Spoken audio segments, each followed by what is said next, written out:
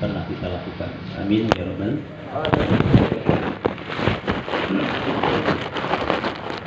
Mari bersama-sama kita mengawali majelis kita dengan bersyukur kehadirat Allah Subhanahu wa taala.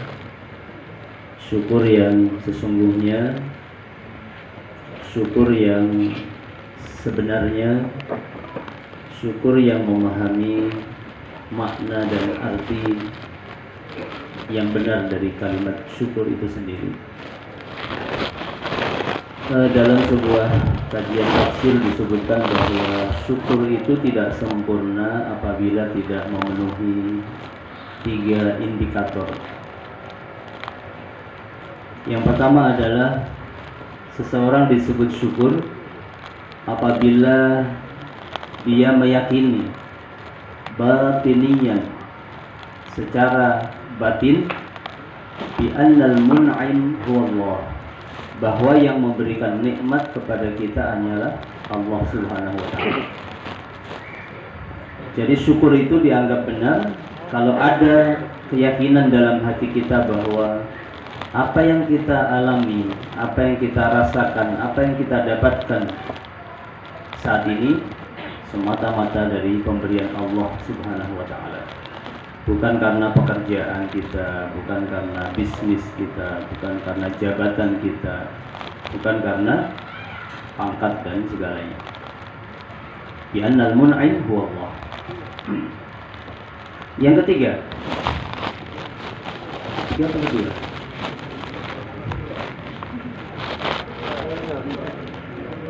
Tes nih. Yang kedua, syukur itu benar apabila diaplikasikan dengan tasarruful ni'mah fit ta'ah, memakai nikmat itu dalam rangka ketaatan kepada Allah. Jadi seseorang akan disebut syukurnya benar apabila nikmat-nikmat yang dia dapatkan tadi lebih banyak dipakai ketaatan kepada Allah Subhanahu wa taala. Ya. Taat dalam artian menjalankan perintahnya dan menjauhi larangan-larangan Allah. Jadi nikmat sehat, pakailah nikmat sehat untuk meningkatkan ketakwaan kita kepada Allah. Jangan nanti sakit kita dari kalau sembuh saya mau lagi nggak ke masjid. Padahal selama sehat kan aku tuna. Begitu sakit dia baru mengandai-andai. Jadi ini kaum budak-budak ini ya wajib ke masjid.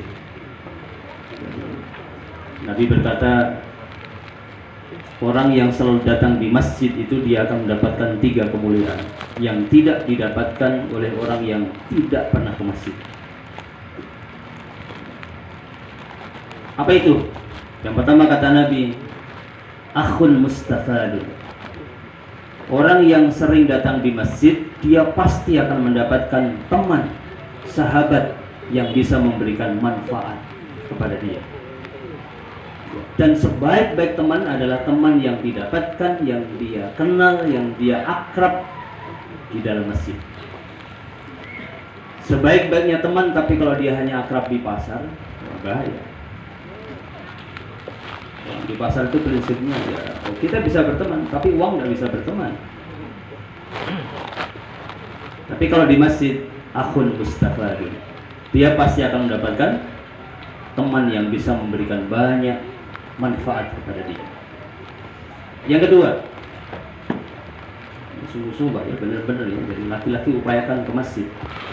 Tapi biasanya sekarang terbalik, ya, perempuan yang rajin ke masjid, bapak-bapak dan balik-balik itu Allah.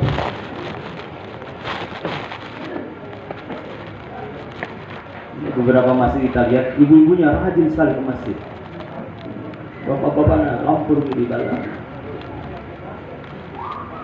Ini terbalik. Mestinya suaminya yang lebih aktif ke masjid. Jadi kalau suami tidak pernah ke masjid, kutu, itu namanya suami yang solihah. Jadi galaknya suami solih, dia selalu datang di masjid. Mau bapak disebut suami solih? Kali-kali gitu. Yang kedua, kalau orang selalu datang di masjid, nanti ibu-ibu disemangati. Selama ini sudah rajin di masjid, bapak nanti di Solo itu yang tahu di masjid sampai. Yang kedua kata Nabi, kalimatul muhakkamah. Orang yang selalu datang di masjid, dia pasti akan mendapatkan kalimatul muhakkamah. Kalimat-kalimat, ucapan-ucapan, ya, nasihat-nasihat yang muhakkamah, penuh dengan hikmah. Jadi kalau orang datang di masjid pasti, saya bicara-bicara begini, bilang ngerti. Tapi kalau di pasar, baik. Kalau di mall, di warkop, ini kadang-kadang mana? Kalau di pasar orang. Kalau di masjid, cuma begitu. Kadang-kadang di masjid. Semua kalimat adalah muhakkamah. Ya, lebih-lebih teman-teman kita kalau habis sholat biasanya ya, ada dipandu dengan dibacakan hadis, dijelaskan, diuraikan, diberi motivasi. Ini kalimatul muhakkamah. Ya, belum kajian-kajian atau halaqah-halaqah yang lainnya. Ya, ini kehebatannya kalau orang selalu datang di masjid. Yang ketiga, yang terakhir, kebaikan yang didapatkan oleh orang yang selalu datang di masjid adalah rahmatun muntawah. Dia akan mendapatkan rahmat pangamasih berdiri karang Allah Subhanahu wa taala, muntadharah, yang pasti akan datang. Yang pasti akan dia dapatkan. Yang pasti dia akan peroleh. Rahmat dari Allah muntadharah, yang pasti akan turun untuk dia. Bagaimana tidak? Setiap langkah kaki kita dihitung oleh Allah sebagai kebaikan. Salat kita dilipat gandakan 20 kali lipat, 25 kali lipat, atau dalam riwayat yang lain 27 kali lipat. Jadi analognya begini Pak ya. Ini Bapak punya jualan pisang bawahnya, atau punya jualan nyonyang ya. Kalau dijual di rumah satu mangkok harganya 10.000. Tapi kalau dibawa ke pasar harganya menjadi 10 kali 25. Kira-kira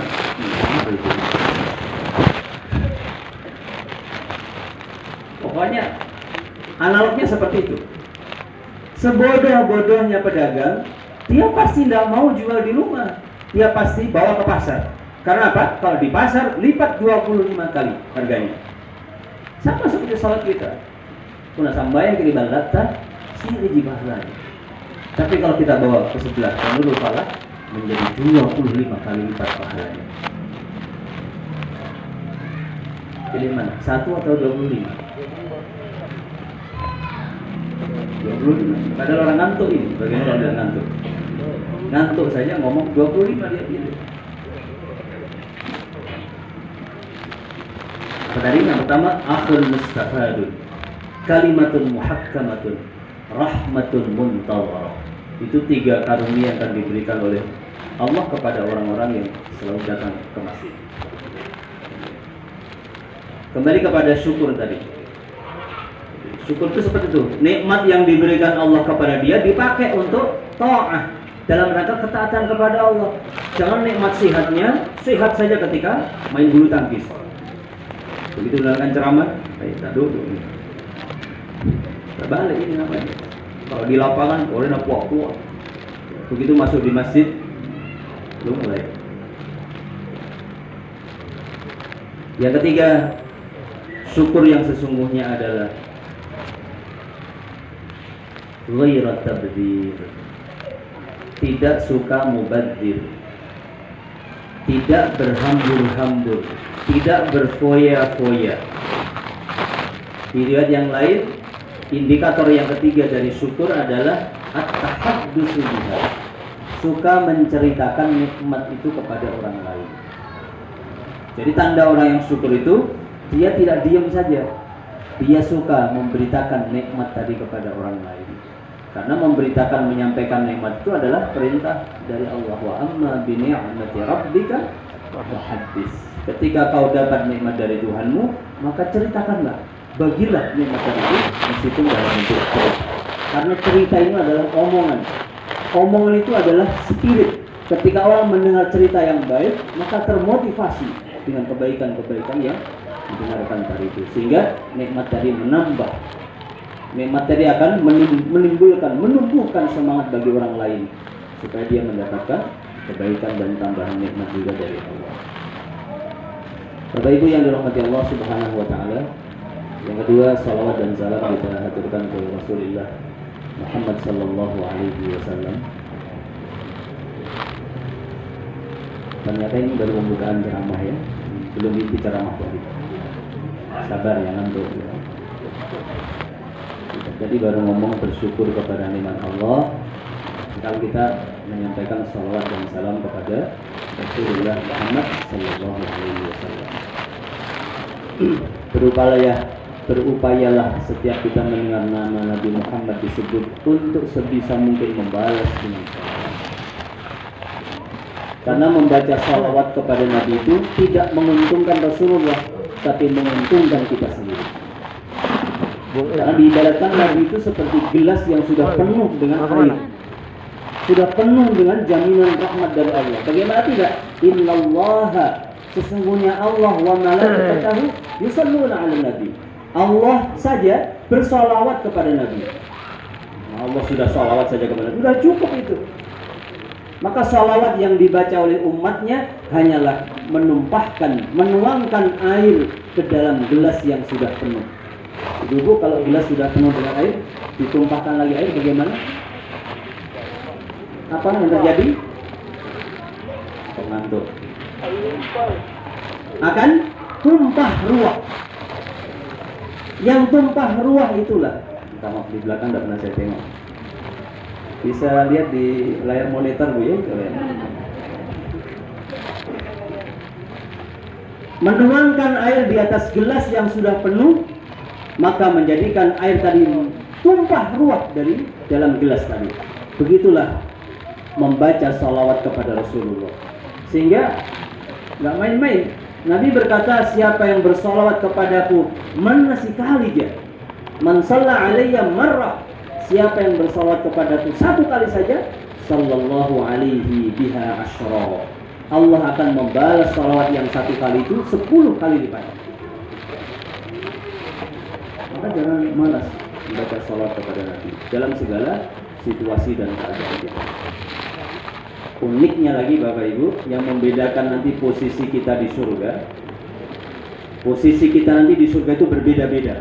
Yang membedakan kata Nabi cuma satu, intensitas kita dalam membaca salawat kepada Nabi. Yang membedakan posisi kita nanti berbeda di surga Allah Subhanahu wa taala. Mau dengar hadis ini? Mau atau mau banget?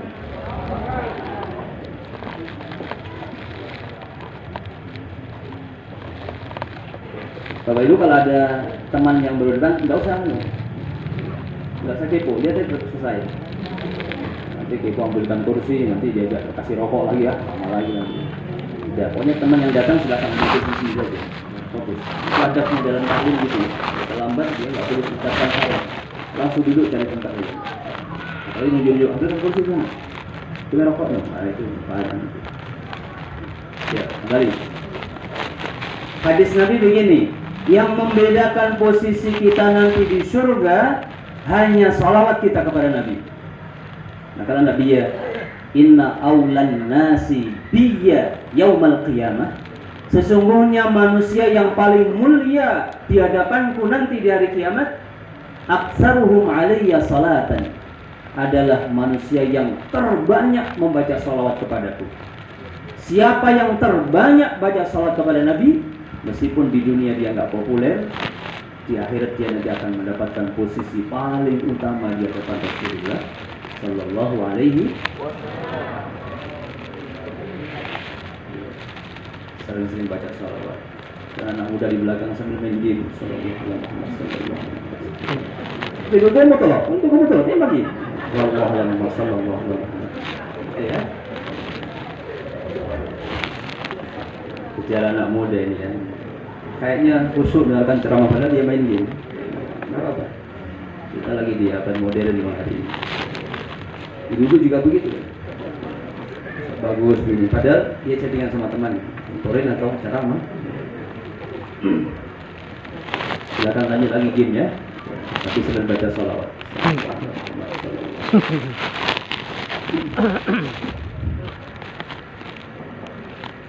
Fudail bin Iyad. Ini ceramahnya santai saja Pak ya, karena sebetulnya saya agak demam.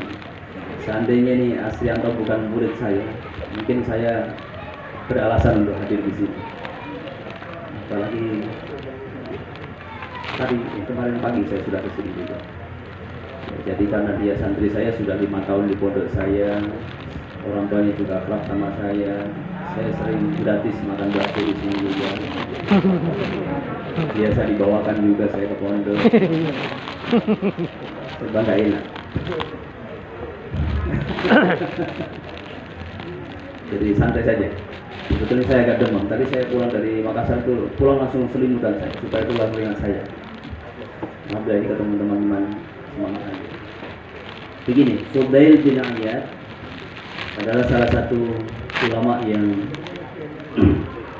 populer dan beliau termasuk ulama yang terkemuka. Dia punya kisah. Kisahnya adalah muridnya yang bernama Sufyan Ats-Tsauri. Ketika suatu hari beliau menunaikan ibadah haji, ada calon haji di sini. Udah capek menunggu? Sabar. Mudah-mudahan Omikron nanti tidak jadi datang ya. Takutnya kalau ada Omikron, ada Abikron juga nanti ya. Ada Umi, ada Abi. Nanti Ami lagi, Omikron.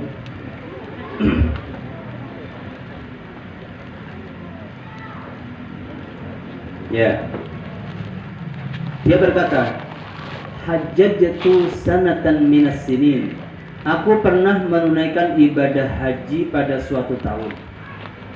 Wa kana rajulun minhum, dalam perjalanan saya di Haramain, saya dikejutkan dengan perbuatan atau perilaku seorang dari jamaah haji itu, yang di mana saja, di tempat manapun dia berada, dia hanya baca sholawat. Datang di Makkah, tawaf kudum, yang dibaca putaran pertama sholawat. Allahumma sholli ala Muhammad sallallahu ala Muhammad sallallahu ala Muhammad. Putaran kedua itu. Putaran ketiga satu, putaran ketujuh itu lagi. Sholat sunnah tawaf. Selesai sholat sunnah, baca sholawat. Kemudian ke Safa. Sepanjang perjalanan sa'i Safa Marwah, saya sholawat nggak baca. Tidak ada bacaan yang lain. Tanggal 7 dia persiapan untuk wukuf di Padang Arafah. Di Padang Arafah tanggal 9 yang dibaca saya sholawat. Tidak ada yang lain yang dia baca. Mabit di Musdalifah, sholawat yang dibaca. Wukuf di Mina yang dibaca hanya sholawat. Melempar jumrah, sholawat yang dibaca. Gemes tadi Sufyan Ats-Tsauri. Kenapa dia tahu? Yang sholawat mami bilangnya gitu. Selesai haji, ketika mau wada, mau pamitan, dia tanya, bro, nggak salah denger ini saya. Alaysa likulli maqamin maqal? Tidakkah setiap zikir itu ada tempat yang khusus di tanah suci ini? Ya kan? Jadi kalau kita pernah belajar itu, ya, tuntunan manasik itu yang dari Departemen Agama, rumit sekali. Putaran pertama yang dibaca ini, putaran kedua ini, ya, putaran ketiga sampai putaran ke-7. Rata-rata jamaah yang kita lihat tidak ada yang dibaca itu. Mungkin mau dibaca, mana dikalungkan di lehernya, ini si asa-asa yang tahuan, itu pun jangan dibaca. Tidak sempat dibaca, kecuali yang punya basic, yang mungkin punya pengetahuan anak santren dan kali mungkin bisa ya, paham, kemudian dia hafal. Tapi kalau beli dan yang beli sambil jalan, murkonya diunjuk-unjukkan. Akan mungkin dari tanah dia tanah air prakteknya begitu. Nanti di tanah suci tidak seperti itu keadaannya. Nah, kenapa setiap tempat kau hanya baca sholawat? Laki-laki ini berkata, ya Syekh, Saya melakukan ini karena 2 tahun yang lalu, inilah kisahnya. 2 tahun yang lalu, saya pergi haji bersama dengan ayahku. Saya datang dari negeri Khurasan. Khurasan itu negeri bagian dari Iran ya, atau Persia. Saya datang dari negeri Khurasan. Belum juga sampai di kota Makkah, saya baru masuk di kota Kufah. Tiba-tiba bapakku jatuh sakit. Dan tidak lama berselang dari sakitnya ayahku, dia pun wafat di Kufah. Tapi bukan itu yang membuat saya sedih. Yang membuat saya pedih dan perih adalah begitu ayahku meninggal dunia, fa'idzan wajhuhu kawajhil khinzir, tiba-tiba wajah ayahku berubah menjadi wajah seekor babi.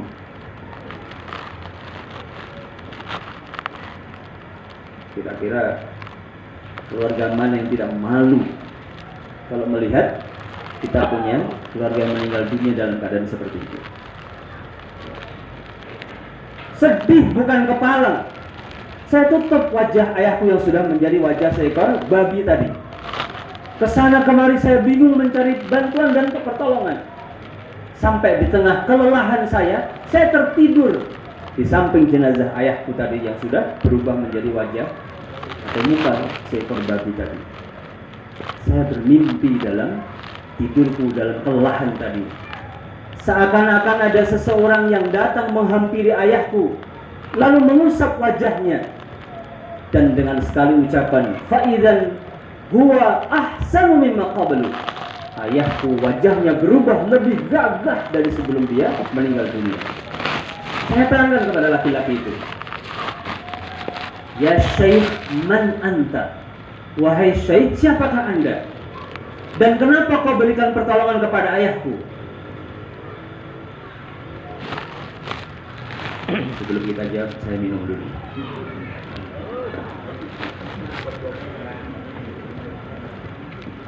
Kalau dangi harus banyak minum Pak ya.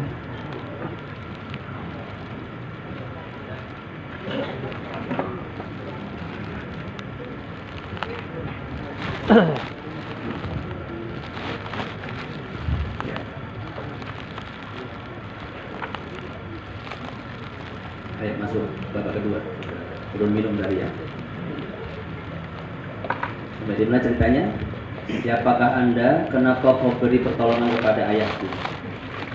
Laki-laki tadi berkata, ana nabiyyu hadzal rajuli. Saya adalah nabinya bapakmu. Siapa yang dimaksud? Rasulullah Muhammad sallallahu alaihi wasallam. Saya adalah nabinya ayahmu. Dan kita tahu dalam nas-nas hadis, siapa yang bermimpi bertemu dengan Rasulullah, dia pasti mimpi yang sesungguhnya. Karena syaitan pun tidak mampu menyerupai wajah Nabi sallallahu alaihi wasallam. Saya adalah nabinya ayahmu. Kenapa engkau beri pertolongan kepada dia? Kenapa sudah ada syafaat untuk dia? Nabi berkata, ketahuilah, ayahmu ini adalah akilur riba. Dia adalah pemakan riba. Dan orang yang makan riba nanti, ketika bangkit dari kuburnya, Allah akan merubah wajahnya menjadi wajah seekor babi. Alladzina yaquluna riba la yaqumuna illa kama yaqumul ladzi yatakhabbatu asyaitanu minal mas.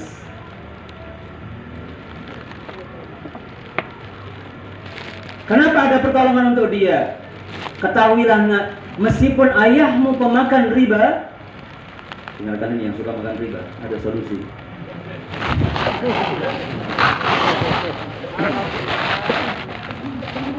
Coba ya. Meskipun dia pemakan riba, tapi setiap malam sebelum dia terbaring di tempat tidurnya, sebelum dia pejamkan matanya untuk tidur, tidak pernah dia meninggalkan bersolawat kepadaku 10 kali setiap mau tidur. Riba tulis nanti di pintu kamarnya. Salawat makruh. Ya, setiap mau tidur dijanjang dulu. Salawat dulu 10 kali. Fabi barakati salati, maka dari berkah salawat yang dia bacanya rutin tadi, istiqamah tadi, empat nenungi membaca salawat dari Nabi sallallahu alaihi wasallam setiap malam, aku berkenan memberikan syafaat kepada ayahmu. Itulah hebatnya salawat. Satu-satunya zikir yang tidak perlu dengan ijazah. Satu-satunya zikir yang tidak perlu harus diajarkan oleh seseorang. Kalau zikir-zikir yang lain harus ada riwayatnya. Kalau baca subhanallah sekian kali, riwayatnya apa? Ada enggak?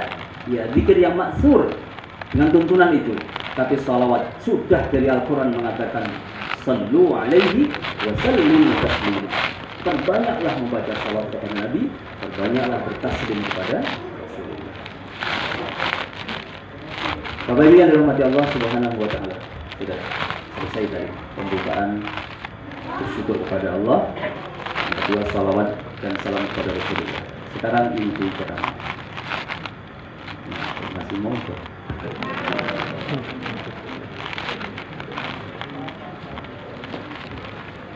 Sudah 45 menit baru pembukaan. Jadi Bapak Ibu yang dirahmati Allah Subhanahu wa taala. Saya yakin kita sudah sering mendengar gampang, tenang. Kopi 711 juga.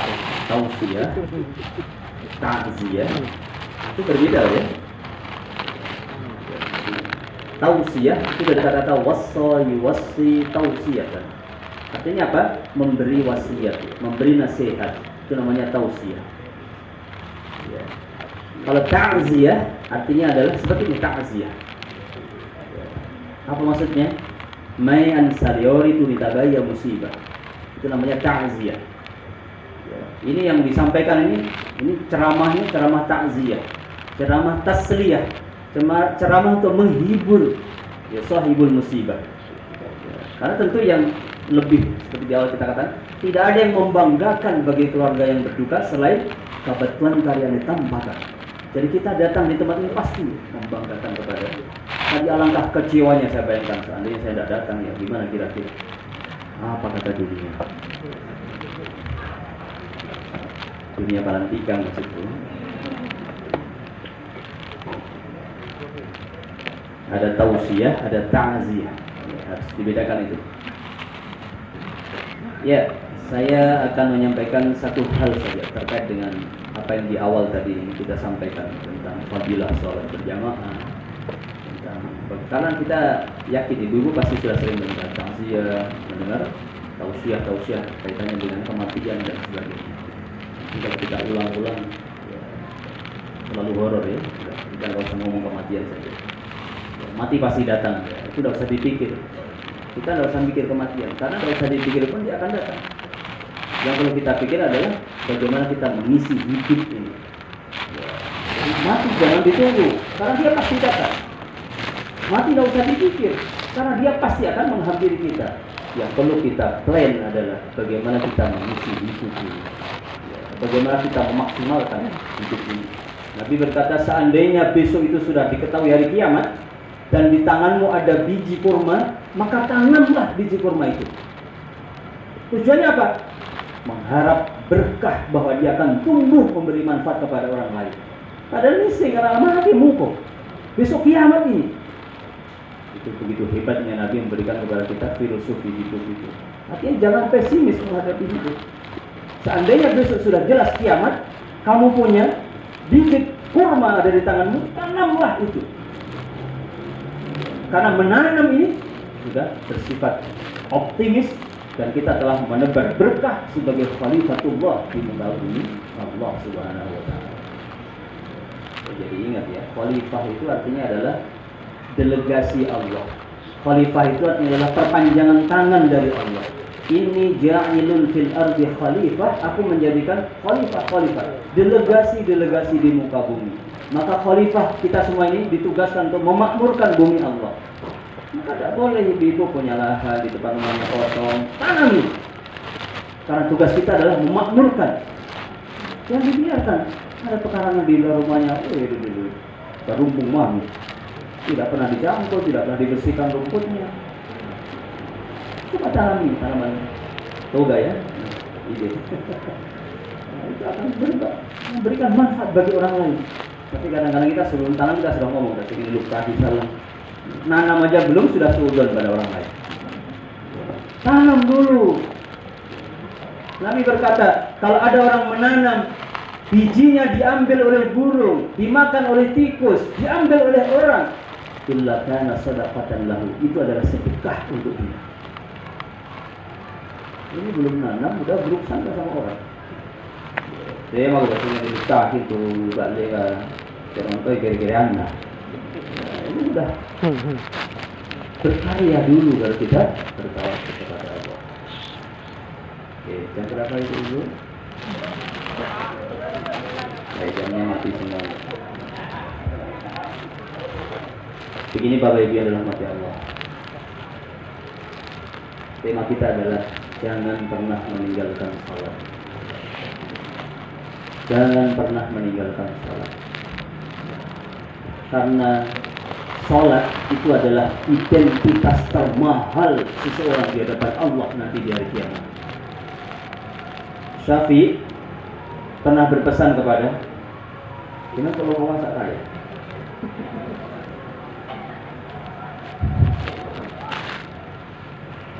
Syafi'i pernah berpesan kepada salah satu muridnya, kalau engkau sudah dalam keadaan pupus harapan, pesimis, sudah nggak ada semangat hidup, merasa bahwa masalah sudah penuh dalam kehidupan kamu, seakan-akan tidak ada lagi nih solusi, jadi nomor harapan.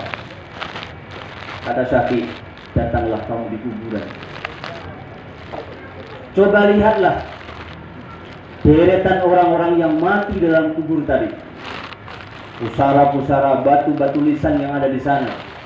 Lalu bayangkan dalam hatimu, kira-kira seandainya mereka ini semuanya masih hidup, apa yang mereka inginkan?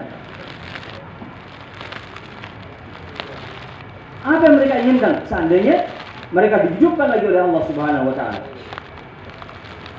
Jawabannya cuma satu, kata Syafi'i. Dia pasti ingin sujud kepada Allah. Dia rindu untuk sujud kepada Allah.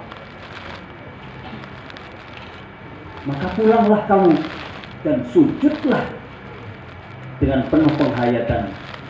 Meskipun masalahku banyak, tapi saya masih bisa mendapatkan kesempatan untuk sujud kepada Allah. Dan sujud adalah barang termahal bagi seorang hamba di hadapan Allah Ta'ala di aluri bawah. Apa kata Nabi? Yamutul mu'min bainal hasanatain. Seorang yang beriman nanti akan dimatikan oleh Allah Subhanahu wa Ta'ala di antara dua kebaikan yang selalu ada bersama dengan dia. Ulang lagi. Seorang mukmin dia akan mati nanti selalu dalam keadaan dia diapit dua kebaikan yang terus-menerus mengikuti dia. Apa itu? Hasanatun qad qadaha wa hasanatun yantadhiruha. Satu kebaikan yang sudah dia tunaikan dan satu kebaikan yang sedang ditunggu untuk dia tunaikan. Dan Nabi berkata, kalau dalam diri seorang muslim selalu merasa ada dua hasanatain ini dalam dirinya, kapanpun dia mati, dia pasti husnul khotimah. Yang penting tadi, dia merasa selalu ada di antara dua hasanatain. Apa itu hasanatain itu? Hasanatun qad qadaha, satu kebaikan yang sudah ditunaikan. Apa itu? Salat Isya sudah kita tunaikan. Hasanah. Tidak ada hasanah melebihi kebaikan sholat. Jadi bersyukur ya Allah, alhamdulillah saya sudah ditakdir bisa sholat Isya tadi berjamaah lagi di Nurul Falah. Bersyukur. Jadi, waktu ini menunggu. Ya. Namun kalau saya menunggu kebaikan Allah yang kedua. Apa itu? Sholat subuh besok sangat saya tunggu. Jadi begitu azan subuh, rasa gembira dalam hatinya menyeruak kegembiraan yang sangat besar. Alhamdulillah, azan subuh. Dan segera dia tunaikan untuk sholat subuhnya. Kalau peralihan dari waktu sholat dari satu ke satu yang lain, ke satu yang lain, selalu ada rasa seperti itu. Adalah orang yang akan berhati khotimah kapanpun Anda mati. Tapi kalau lagi enak-enak kerja jam 12, tiba-tiba salatu wassalamu alaikum. Allah hormati.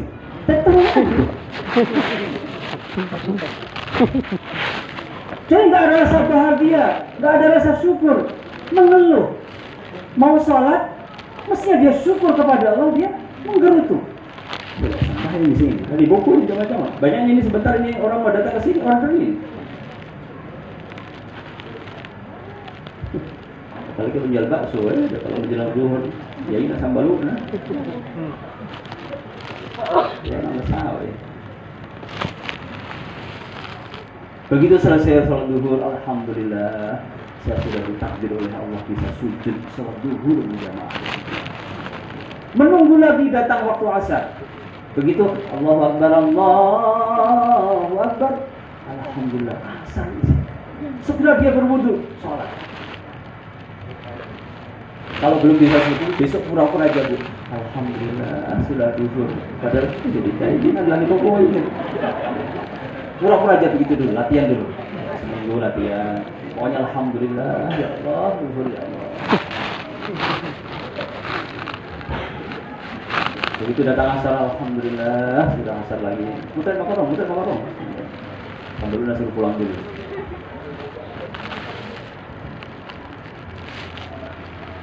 Inilah kebaikan dari Allah Subhanahu wa Ta'ala. Karena apa? Identitas termahal. Sekali identitas termahal seorang Muslim di hadapan Allah di hari kiamat adalah ketika dia pernah sujud di hadapan Allah Subhanahu wa Ta'ala. Ketika Umar ibn al-Khattab ditobok, ya kan? Siapa yang menusuk dia? Abu Lu'lu'ah. Ketika dia sekarat bertanya, siapa yang menusuk saya tadi? Siapa yang menusuk saya tadi itu? Para sahabat berkata, Abu Lu'lu'ah, seorang Yahudi ya. Umar, ya Khalifah. Apa kata Umar? Alhamdulillah.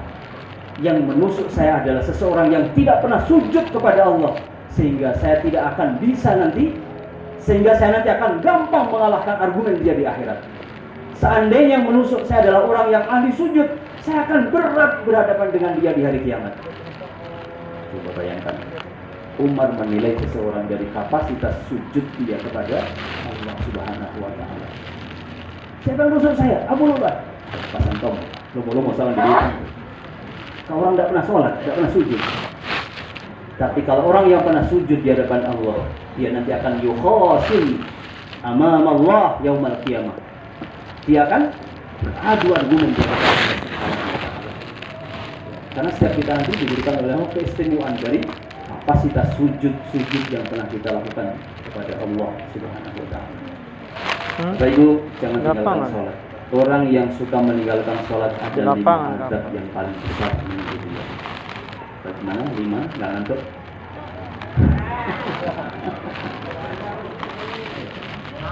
Jam berapa dulu? Jujur, jam berapa sekarang? Setengah 10. Tambah 5 menit ya. Ya nanti kalau mau ceramahnya lagi, mudah dalam waktu dekat ada lagi meninggal di antara kita. Tapi kan dia sudah ngomong, mati nggak usah dipikir, nggak usah ditunggu, dia pasti datang. Yang perlu kita pikir adalah bagaimana mengisi hidup. Orang keliru ya, bagaimana nanti orang mati dia, saya mati mana pikir? Nggak usah dipikir itu mati. Mau kita hidup kita juga nggak pernah tahu dulu. Kenapa kita hidup? Tiba-tiba kita ada saja. Tiba-tiba kita tercipta di muka bumi. Jadi nggak usah dipikir mati. Berpikirlah bagaimana mengisi hidup yang berkualitas. 5. Jaminan bagi orang yang sering atau suka meninggalkan sholat. Tarikus sholat. Yang pertama, akan dicabut keberkahan umurnya. Bahaya ini. Berkah umurnya akan hilang. Ilah umurnya, tapi kena barakahnya. Hilang berkahnya. Orang yang berkah sebenarnya itu adalah dia pernah hidup sampai sampai sekarang namanya masih kecil. Sudah meninggal dunia dia. Apa enak Tapi tidak ada namanya orang masih tangguh. kenal oleh banyak masyarakat. Itu namanya hidup yang berkah. Ada ini. Hidup yang tidak berkah ya hidup 60, 70 tahun, 20 tahun, mati tahun. Tidak pernah diingat lagi siapa dia, apa dia. Tidak pernah lagi diingat dia. Itu berkah yang hilang. Yang kedua, berkah rezekinya akan dicabut oleh Allah Subhanahu wa Ta'ala. Gara-gara dia rajin bekerja, banting pulang setiap waktu, dia tinggalkan sholat. Semakin keras suara azan didengar, belakangnya lari. Meninggalkan suara azan tadi, jauh dari masjid untuk urusan kerja dan bisnisnya tadi. Orang seperti ini meskipun banyak rezekinya, tidak nak berkah rezekinya. Tidak akan berkah rezekinya. Berkah itu apa? Khairun ilahi. Kebaikan yang datangnya dari Allah Subhanahu wa Ta'ala. Bisa jadi nggak banyak, tetapi memberikan efek ketenangan, ketentraman, kesehatan. Itu namanya barakah. Ada orang yang banyak hartanya tapi pada ringan, Pak disiram, selalu ricuh dengan keluarganya. Ini tidak berkah namanya. Yang ke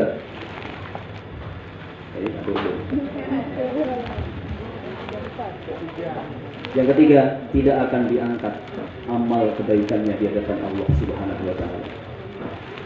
Meskipun dia orang yang hebat sedekahnya, hebat puasanya, hebat umrohnya, tetapi tidak pernah sholat, jangan harap amal ibadahmu akan naik di hadapan Allah Subhanahu wa Ta'ala. Kenapa? Nasnya sudah jelas. Idza saluhat saluha sairu amali. Apabila sholatnya baik, semua amal akan baik. Tapi kalau sholatnya pandra, fasadat sairu amali. Semua amal akan habis, terhapus seluruhnya. Yang keempat, doanya tidak akan didengar oleh Allah Subhanahu wa Ta'ala. Nanti kamu tidur doa kepada Allah, tidak akan didengar doa mereka. Tahu kata doa itu justru sambayan tidak mau sembahyang. Saya baru-barukan mengurusi, saya bisnis mengurusi setiap hari. Doanya tidak akan dikabulkan oleh Allah. Saat urgen, saat emergensi, dia sangat penting kepada Allah, berdoa, bermohon, Allah tutup pintu ijabah untuk dia. Dan yang kelima, yang paling bahaya adalah dia tidak akan mendapatkan hawwan min du'a'il muslimin, bagian dari doa orang muslimah seluruh dunia. Tadi kita doa semuanya ketika khutbah Jumat, Allahumma fir lil muslimina wal muslimat wal mu'minina wal mu'minat al ahya'i minhum wal amwat. Ini doa ini menyebar ke seluruh umat Islam di seluruh dunia. Tapi orang yang meninggalkan sholat, tarik ke sholat, dia tidak dapat bagian, dia terblok. Ya. Ketika doa tadi mau dikucurkan tadi, mau dibagi-bagi tadi itu, ya. Jaminan-jaminan mau dibagi tadi, terblok, namanya hilang dari list. Tidak muncul namanya, sehingga dia tidak mendapatkan bagian dari doa-doa orang yang muslim tadi. Ayo Bapak Ibu, hiduplah lama. Hidup ini hanya sebentar. Mengalam dunia piralawasi, umpamanya wong mampir ngombe saja. Seperti orang yang singgah minum saja. Ya, ayo singgah minum. Sebentar saya minum. Singgah minum diisi dengan kebaikan-kebaikan, dan ingat perintah Allah untuk kita termahal adalah perintah untuk sholat. Jadi sekali-kali dibukui sampai yang jangan sekali-kali kita berani meninggalkan sholat. Ya, bayi ini burak nih, lebih-lebih kaum budak-budak ini, upayakan sholatnya selalu di masjid. Ya, jangan jadi laki-laki sholihah yang sholatnya di rumah. Ya, takbir bayan. Ya, laki-laki yang sejati adalah dia sholatnya selalu di masjid. Kita berdoa kepada Allah, mudah-mudahan pada contoh yang ditapangkan dicatat oleh Allah Subhanahu wa Ta'ala sebagai amal hasanah, diberikan kepada kita dari ilmu yang kita dengarkan, dari amal yang kita lakukan. Allah Subhanahu wa Ta'ala